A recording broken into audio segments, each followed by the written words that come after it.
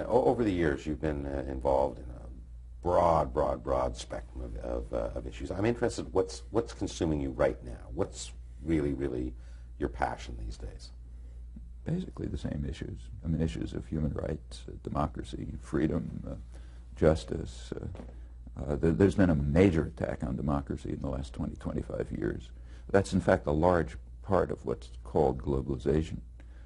What's called globalization is a kind of a cover for the shifting of decision-making away from instruments of popular sovereignty, like governments in the more democratic countries. In the more democratic countries, that means the public to some extent at least. Shifting of decisions away from them into private tyrannies, which is what corporations are. You can call them something else if you like, but they're private tyrannies.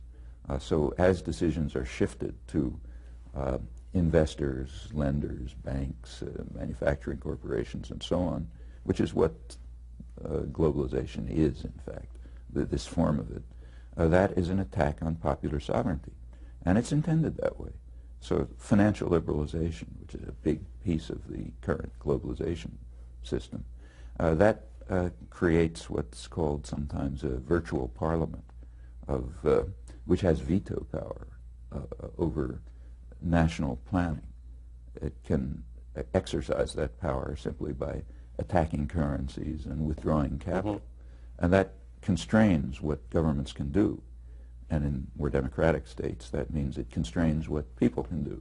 It means you can't carry out social and economic planning, which will be aimed for the welfare of people rather than for profits.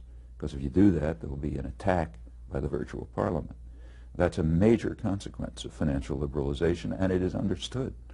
Back in the 1940s, when Britain and the United States, Keynes and White, created the Bretton Woods system, it was based on stabilization of currencies and control of capital.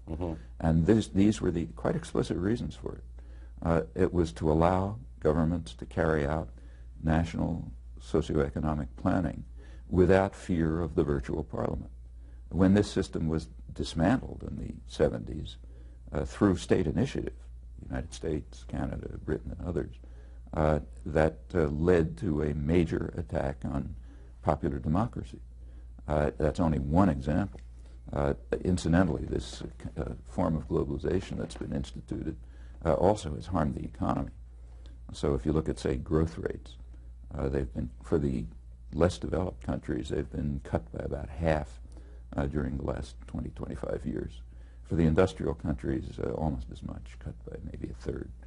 And the same is true of other macroeconomic statistics. In fact, what's called a fairy tale economy in the United States, a Goldilocks economy, it's a fairy tale for a very small number of people. For about 80% of the popular workforce in the United States, wages have stagnated or declined and work hours have greatly increased.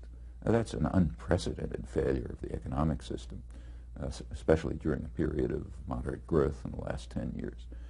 These are all aspects of globalization, if you like, that of a particular form of globalization. Well, you know, these are things that I think that most people do care about, and to take part in that general opposition to the form in which private power and government power is directing the world, I think that's, as I say, I don't think that marginalizes one. It means you're right in the center of things. It's clear that you're as motivated as you ever have been about these things. Noam Chomsky, I want to thank you very much for joining me. It's been a real pleasure. Okay.